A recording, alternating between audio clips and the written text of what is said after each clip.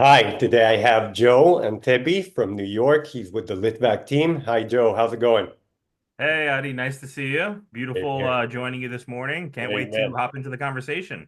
Wonderful. Thank you for joining me. So, what's Of going on course. in New York? I understand, of course, let me just introduce you. You're an agent with one of the biggest teams in New York, the Litvak Team, and your market is probably going to be very hot this year. What do you think is going to happen? Yeah, I'm very optimistic. Obviously, we had a very monumental week this past week with the getting the results of the election. We've seen some impact in the markets already, and I'm waiting to see that shift with the real estate market. So very excited, very optimistic, and we had a very strong Q3. So looking forward to a strong Q4. That's amazing. So Yeah. the strong Q3 that you had, what was it mostly comprised of? Is it more condos, a little bit of commercial? What do you see in the market? What's really moving right now?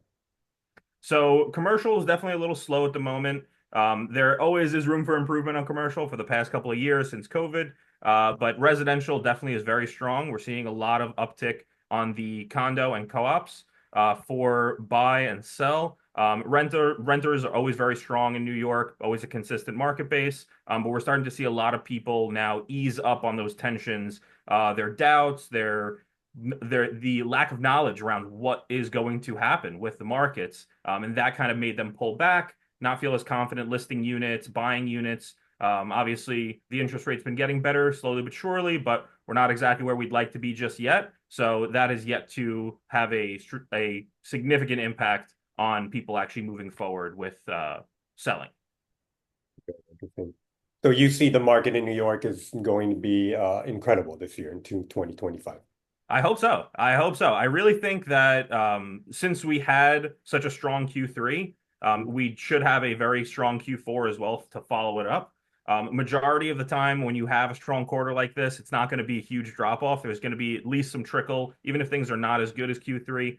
There's definitely going to be some residual business that comes out of it. And obviously, with the impacts of the market, we're seeing stock market, crypto, all the other markets are increasing, doing a lot better with these results. So I'm extremely optimistic and think that will carry over as well to real estate. Whether you like him or not, he was definitely very, very impactful in the New York real estate market. And I think that will carry over and have some residual effects.